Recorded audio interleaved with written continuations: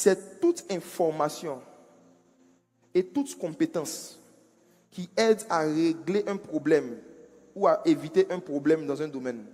C'est tout. Qui est dans les cieux. Qu'est-ce qui explique cette apparente insensibilité de Dieu vis-à-vis des problèmes financiers des gens super ouin, super galères?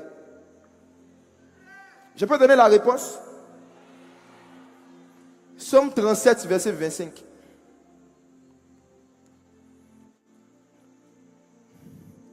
Quand on parle de faire des nations des disciples, la première nation en question, c'est toi-même et ceux qui t'entourent, tes proches, ta famille, si tu en as. Même si tu n'as pas de famille, toi-même au moins. Il y avait 2 enfants dans le ventre d'une femme et on lui a dit, il y a 2 nations dans ton ventre. Donc une nation, ce n'est pas une foule, c'est une personne. Allons-y. Somme 37, verset 25. J'ai été jeune, j'ai vieilli, et je n'ai point vu le juste abandonné, ni sa postérité mendiant son pain. Qui est d'accord avec David? David dit qu'il a été jeune, il a vieilli. Il n'a jamais vu un juste abandonné, et puis sa postérité, donc sa famille, après lui mendier son pain.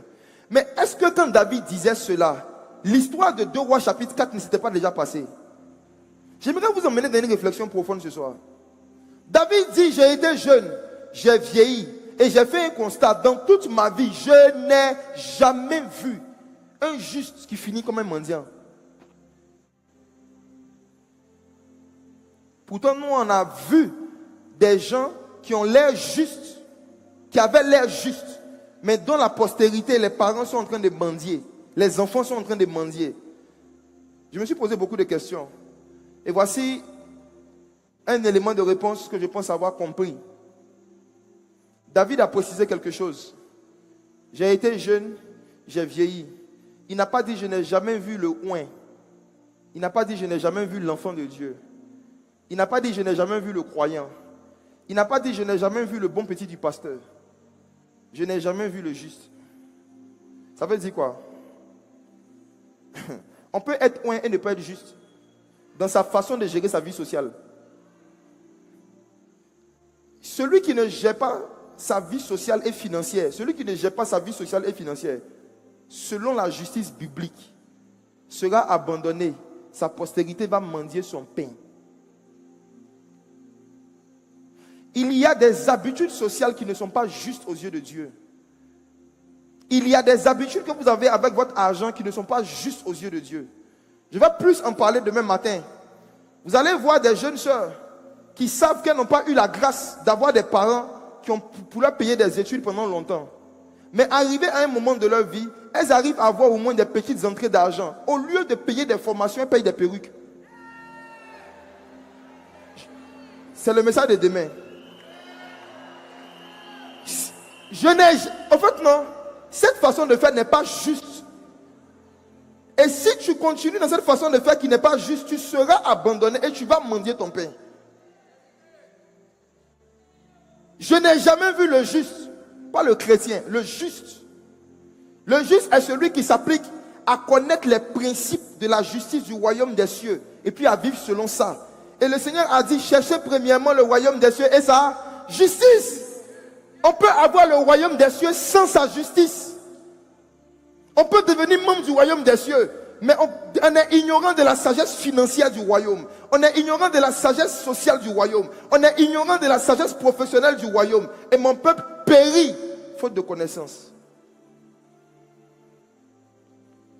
Le premier disciple, la première nation qui doit devenir un disciple, c'est toi-même.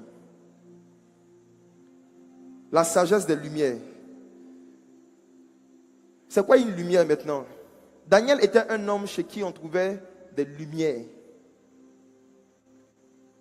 Une lumière, c'est toute information et toute compétence qui aide à régler un problème ou à éviter un problème dans un domaine. C'est tout. Une lumière, c'est toute information et toute compétence qui aide soit à régler un problème existant ou à éviter un problème à venir. C'est ça la lumière.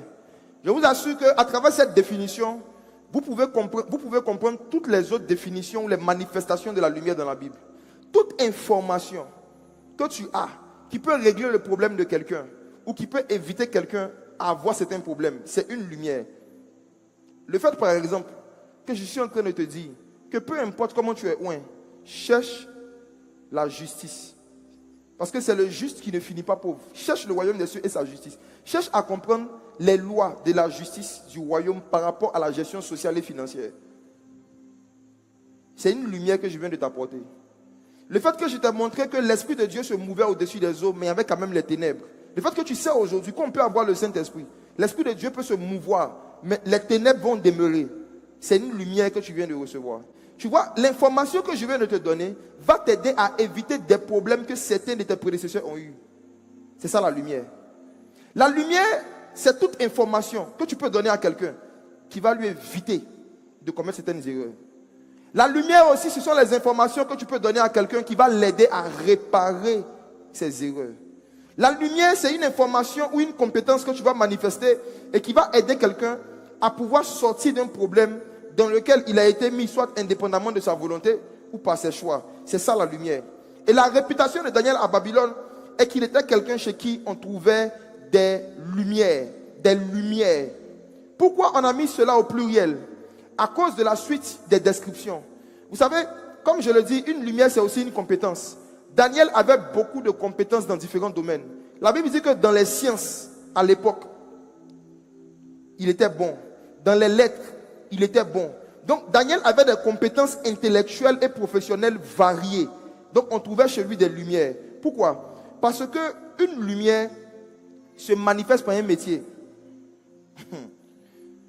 Les lumières ont été dispatchées dans la société par des métiers et des savoir-faire. Dans la vie de tous les jours, les lumières, ce sont les différents métiers qui existent en société. Chaque métier est une lumière. Chaque savoir-faire est une lumière. Chaque compétence est une lumière. Parce qu'à travers cela, tu réponds aux besoins des gens dans un domaine, tu règles des problèmes et tu aides des gens à éviter des problèmes. C'est ça un métier.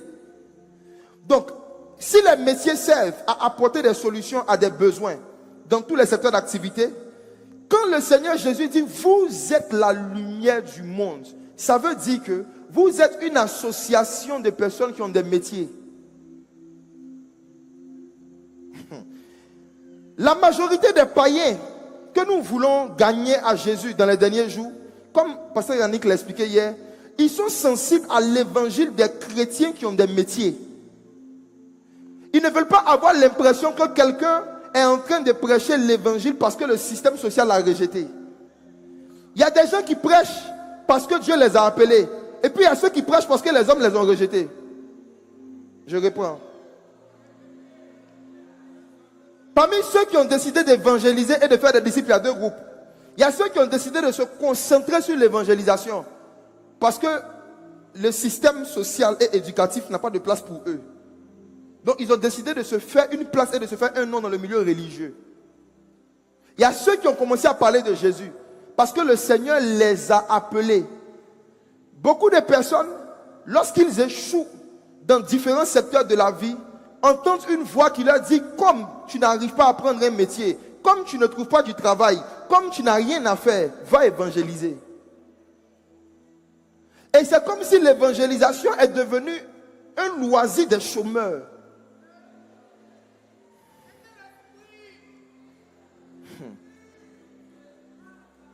Je me rappelle que quand j'ai commencé à évangéliser, j'étais étudiant. On était plusieurs étudiants qui évangélisons. Mais j'ai remarqué un mouvement. Pasteur Yannick a décrit ça ce matin en disant que, en général, plus les années passent dans la foi, moins les gens évangélisent. Plus les gens deviennent anciens, moins ils évangélisent. J'ai remarqué que quand les gens commençaient juste à avoir des stages, juste des stages, ils n'évangélisaient plus.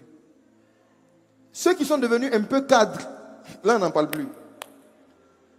Donc tu voyais que leur activité d'évangélisation n'était pas poussée par un amour pour les âmes.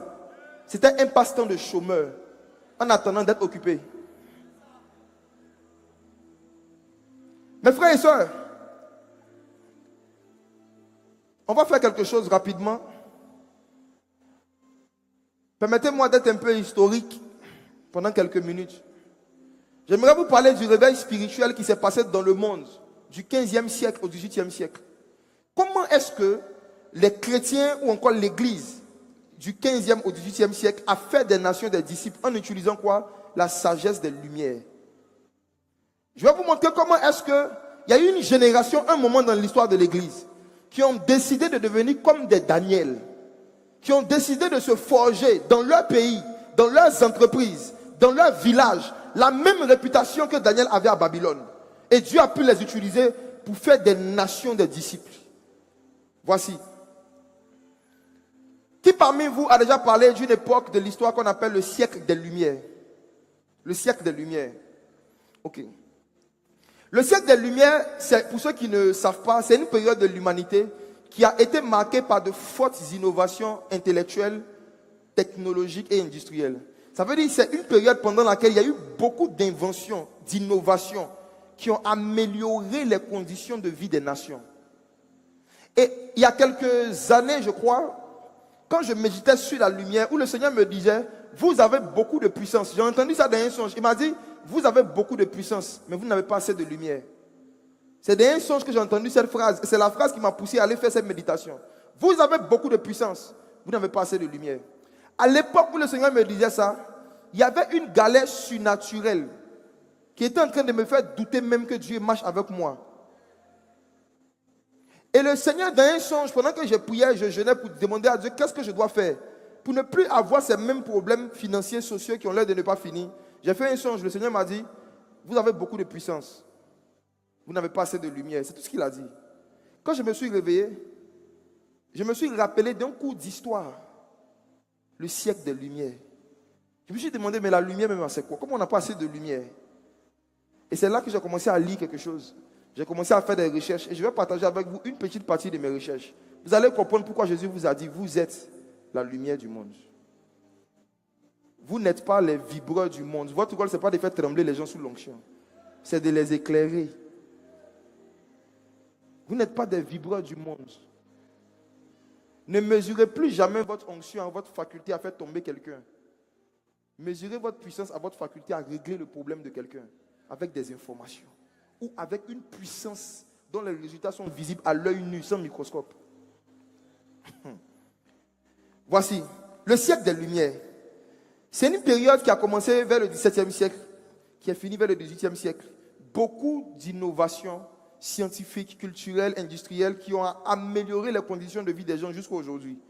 Mais vous savez, c'est étrangement, la première innovation, parmi toutes les innovations qu'il y a eu dans le monde, qui a accéléré l'évangélisation, c'est l'imprimerie. L'invention de l'imprimerie. Si quelqu'un n'avait pas inventé l'imprimerie, on n'aurait pas eu des Bibles aujourd'hui traduites dans toutes nos langues. Si quelqu'un ne s'était pas assis pour bosser, pour étudier, pour savoir comment est-ce qu'on fabrique une machine qui peut mettre des informations sur du papier, on n'aurait pas eu la faculté d'étudier dans les universités, les écoles du monde entier. L'invention de l'imprimerie a été l'une des inventions qui a accéléré le réveil spirituel. En Europe même, vous qui venez d'Europe, est-ce que vous savez que l'évangile n'est pas rentré en Europe par des cris dans les rues? L'évangile est rentré par des distributions de tracts.